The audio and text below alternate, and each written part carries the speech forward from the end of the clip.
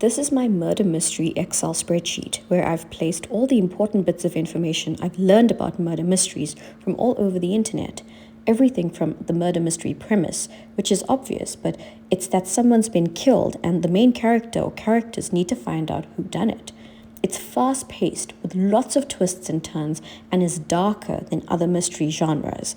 It also has a larger cast of characters than other fiction genres, but I was sold by the idea of exploring the darker side of human nature and the reasons why someone would choose to end a person's life.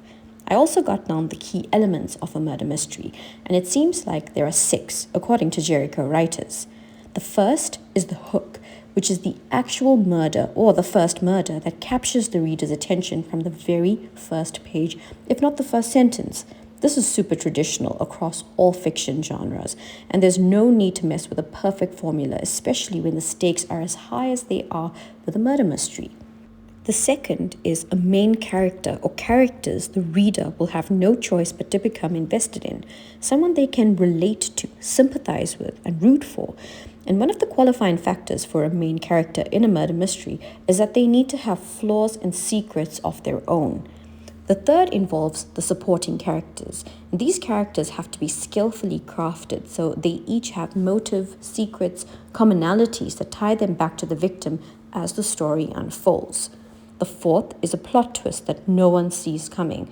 And this was undoubtedly the scariest thing I read, that all murder mysteries are only as good as their plot twists. And these plot twists, no matter where they come from, need to make sense in retrospect. They've got to be believable. The fifth concerns, in my opinion, the best part of a murder mystery, which is red herrings or false clues. And last but not least, the sixth essential element of a murder mystery is that the ending should be satisfying with all loose ends neatly tied up so the reader can see how everything fits together.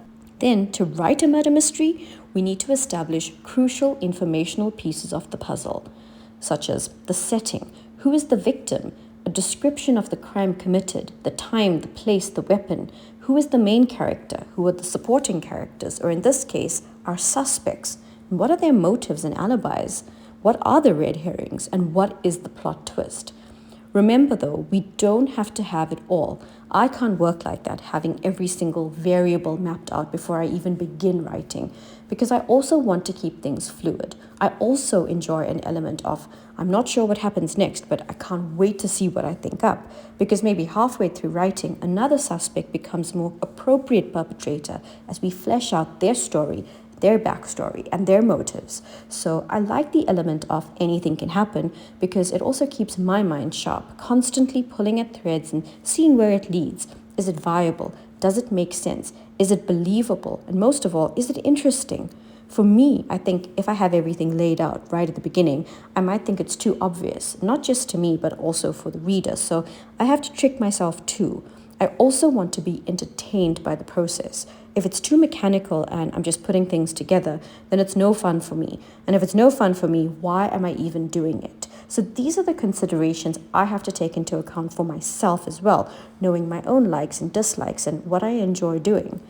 And really the last thing to do when you have a hefty amount of information is to put together a timeline, whether you're going to follow a chronological writing format or not. I also got an interesting tip from Reddit regarding the characters, and that's to know where the important people are on the chronological timeline, because this will often be what's lacking in pulling together a cohesive plotline with well-rounded and explored characters with completed story arcs, especially in a story where there are many different characters to keep track of.